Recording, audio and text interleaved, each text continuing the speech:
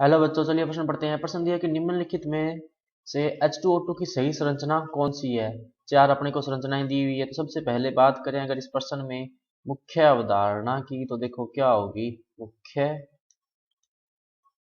अवधारणा जो इस प्रश्न में होगी वो होगी H2O2 की संरचना। तो देखो कैसे होती है H2O2 की संरचना, कि ये एक ऑक्सीजन हो गया, ये दूसरा ऑक्सीजन हो गया, एक हाइड्रोजन ऐसे जुड़ा होगा और दूसरा हाइड्रोजन जो है वो इस तरह से जुड़ा होगा। तो जब गैसीय प्रावस्था में जुड़े होंगे तो इन दोनों हाइड्रोजनों के बीच में, इन दोनों बंधों के बीच में जो बंध कोण होता है वो होता है लगभग 94.8। और ये जो बंध लंबाई होती है हाइड्रोजन और ऑक्सीजन के बीच की, ये होती है 95.0 पिकोमीटर। और ये ऑक्सीजन और ऑक्सीजन की जो बंध लंबाई होती है ये होती है 147.5 पिकोमीटर।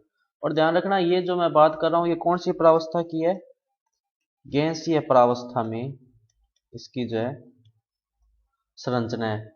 और इसके जो दो तल होते हैं, देखो कौन कौन कौन कौन से तल जो होते हैं इसके, इस तरह से देखो।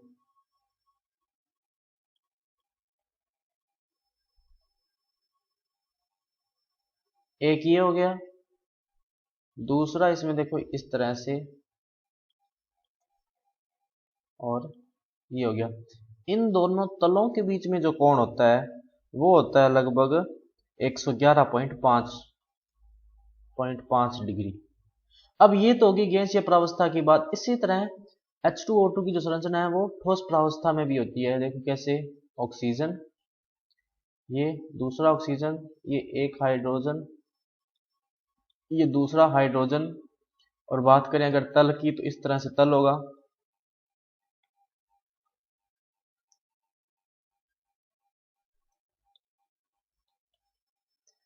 अब इसमें जो संरचना तो लगभग सेम रहती है, लेकिन जो कोण है वो बदल जाते हैं। जैसे पहले ये कोण क्या था 111.5, अब ये कितना हो जाता है लगभग 90.2।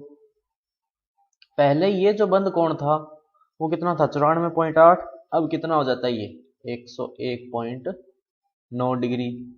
इसी तरह बंद लंबाइयां जो है वो भी थोड़ी थोड़ी बदल जाती हैं। ये बंद लंबाई जो है वो पहले 94 थी, अब कितनी हो जाती है 98.8। और ये जो बंद लंबाई है पिकोमीटर में, ये ध्यान रखना। और ये जो बंद लंबाई है ये हो जाती है 145.8 पिकोमीटर।